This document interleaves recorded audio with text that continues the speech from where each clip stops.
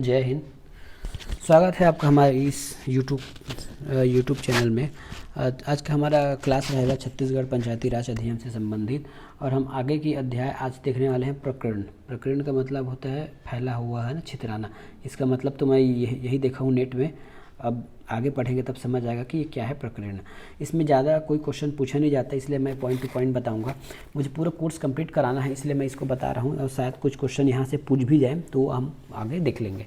ठीक है, तो इसमें बोल रहा है कि सद्भावना पूर्वक किए गए कार्यों की पूर्ण रक्षा या बचाव। यदि शासन में, जैसे हमने अभी तक पूरे शास्त्री पढ़ा है ना, पूरे शास्त्री पढ़ा है अभी तक, यदि सद्भावना पूर्वक कोई काम किया गया है तो उसको पूर्ण रक्षा या परित्राण करना होगा। अब ये इसको कैसे समझाऊँ आपको। सद्भावना पूर्ण काम किया गया है तो जैसे मान लेते हैं कि कोई पंचायत के पदाधिकारी हैं, तो हमने वहाँ ये पढ़ा था यदि कोई भी संपत्ति अगर ख़राब होती है, टूटती फूटती है, तो वो पूर्ण करेगा।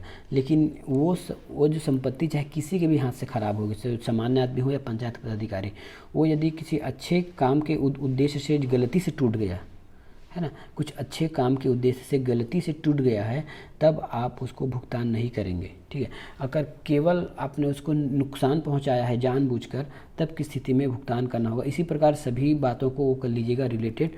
इसका मतलब ये है कि यदि गलती से कुछ चीज़ हो जाती है जब आपको उद्देश्य नहीं था सद्भावनापूर्व, तो उसको हम सद्भावनापूर्वक मानकर उसकी रक्षा या बचाव कर लेंगे, उसको पेट करने की जरूरत नहीं पड़ेगी। ठीक है, अगला है सूचना के अभाव में वाद का वर्जन रोक।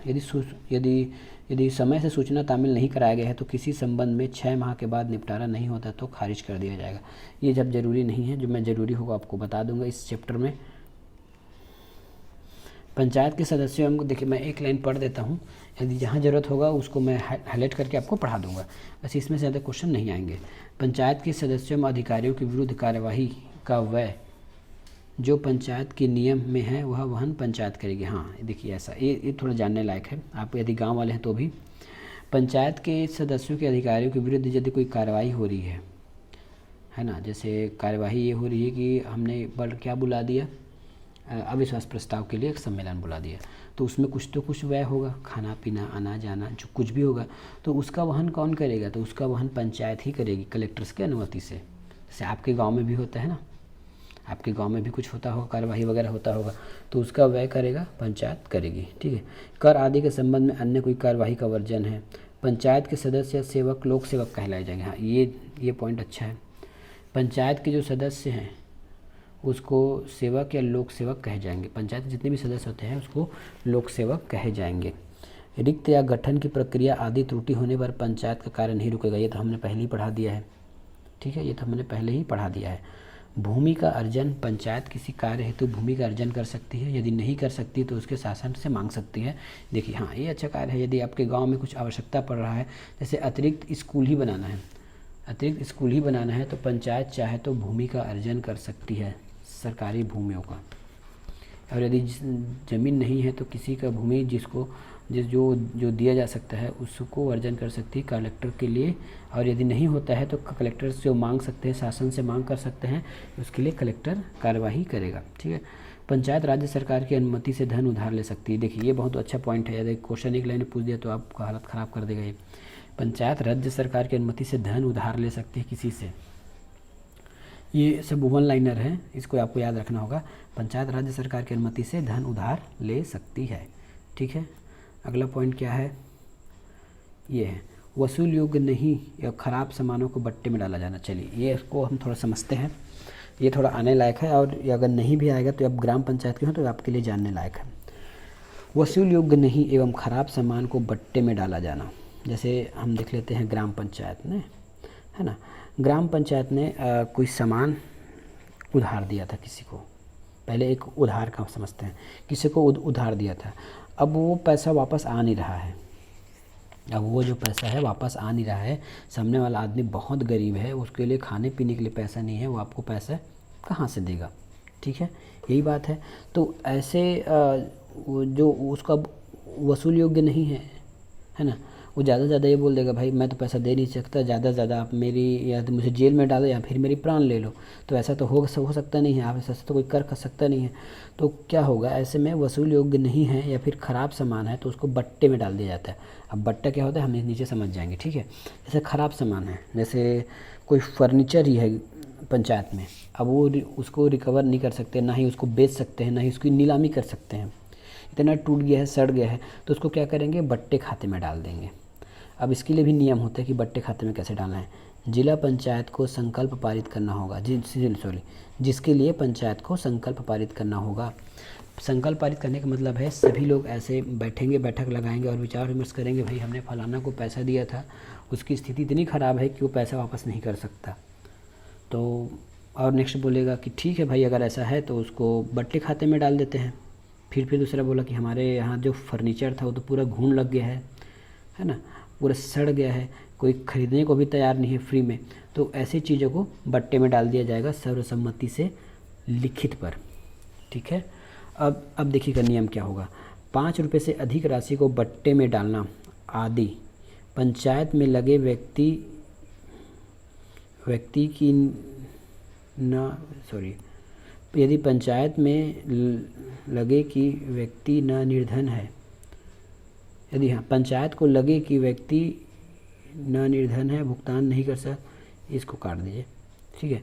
पर यदि पंचायत को लगे कि व्यक्ति निर्धन है, ठीक है, मतलब बहुत गरीब है, वैसे मैं पहले बताया, और भुगतान नहीं कर सकता है ना, यदि हाँ ये भुगतान नहीं कर सकता है तब की स्थिति में आपको बट्टे में डालना है। दूसरा, यदि उसकी मृत्यु हो चुकी है, ठीक है, लास्ट आपने सभी प्रयास कर लिए, साम दाम दंड भेद, आप वसूल नहीं कर पा रहे हैं पैसा, तो उस स्थिति में उस पैसे को आप बट्टे खाते में डाल सकते हैं, ठीक है। उसके लिए है, उसके बाद है सदस्यों को नियम से पारिश्रमिक दिया जाएगा, अन्य रूप से नहीं। ये तो है कि सबको मानदेय दिया जाता है, सबका भी सरकार ने मानदेय भी बढ़ा दिया है, ठीक है, ये समझ आ गया। पंचायत के लेखों का निरीक्षण किया जा सकता है, हमने पहले पढ़ा दिया है। दस्तावेज तामील करने की पद्धति का नियम, कैसे फाइलें भेजनी है, कैसे किसी दस्तावेज करना है, ये नियम बनाया गया है, ये उतना इम्पोर्टेंट नहीं है। निर्वाचन मामलों में न्यायालय द्वारा हस्तक्षेप नहीं किया जाएगा। हाँ देखिए, ये क्वेश्चन आपको आ सकता है, निर्वाचन के मामले में आपका न्यायालय हस्तक्षेप नहीं करता कि कौन सा कैसा है विवाद के लिए, ठीक है। अब आगे देखते हैं। लेकिन निर्वाचन याचिका लगाई जा सकती है। निर्वाचन याचिका 30 दिन के भीतर लगाई जाए, किसके पास, ग्राम पंचायत के लिए उपखंड, जिला जनपद के लिए कलेक्टर और जिला के लिए उप संचालक। लेकिन आप कोर्ट नहीं जा सकते, ठीक है। किसी ठेके पर दिए गए कार्य का फीस संदाय जरूरी है, वही नहीं देता है तो उस कार्य को निष्कासित किया जा सकता है। जैसे कुछ ठेका का दिया गया है, किसी आपने बाज़ार रेंट पे दे दिया है, या फिर ग्राम पंचायत की कुछ दुकानें होती हैं सरकारी, उसको रेंट पे गांव वालों को दे दिया गया है, तो किसी ठेके पर कार्य की फ़ीस ज़रूरी है और वह नहीं देता तो उसको बाहर कर दीजिए। या तो सीधी सी बात है, वो तो होना ही है, इसमें याद करने वाली तो बात है ही नहीं। ग्राम पंचायत का मुख्यालय बदलना, ग्राम सभा का विभाजन, सीमा बदलना आदि राज्यपाल द्वारा किया जाता है। देखिए ये अच्छी बात है, ये क्वेश्चन एक बार आया है, ठीक है, ये आ चुका है। ग्राम पंचायत का मुख्यालय बदलना, ग्राम सभा का विभाजन, समय सीमा बदलना आदि ग्राम का विस्थापन राज्यपाल के द्वारा ही किया जा सकता है। या ग्राम का विस्थापन राज्यपाल, जैसे भी हसदेव वाला चल रहा है ना, हसदेव वाला चल रहा है कि यदि वहाँ माइंस खुलता है तो वहाँ के गांव वालों को विस्थापन करना पड़ेगा, तो उसका पावर किसके पास है, तो वो राज्यपाल के पास है। खंड एवं जिला पंचायत की सीमाओं का परिवर्तन भी राज्यपाल के पास है। देखिए ये क्वेश्चन आ चुका है, इसलिए मैं आपको बार बार बता रहा हूँ। इसमें कुछ भी क्वेश्चन आए, खंड है, चेंज करना है, कोई उसमें सीमाओं में परिवर्तन करना है, बढ़ाना है, घटाना है, तो वो सब आदेश सब पावर राज्यपाल को दिया गया है, ठीक है। आप एक लाइन में राज्यपाल का आंसर लेके आ जाएंगे, ठीक है। अब देखते हैं धारा 14 संपरीक्षा। संपरीक्षा का मतलब होता है जांच। जितना भी हमने इसके पहले लेखा पढ़ा था ना, कि जितना भी खर्चा होगा उसका एक रिकॉर्ड रखा जाएगा, उसी रिकॉर्ड की जांच की जाएगी कि आपने पैसा सही जगह और सही रूप से खर्च तो किया है कि नहीं किया है। नहीं करेंगे तो वो बहुत आपत्ति निकालता है, ठीक है, और दिक्कतें आती हैं। तो ये है धारा 129। पंचायतों के लेखाओं की जांच हेतु सरकार अपने नियंत्रण में एक स्वतंत्र पर्यवेक्षक संगठन बनाएगा। स्वतंत्र पर्यवेक्षक रहेगा संपरीक्षक के लिए, और वो जांच करेगा, प्रतिवर्ष जांच करता है। यदि सक्षम प्राधिकारी उचित समझे तो कोई भी संपरीक्षक कर सकती है।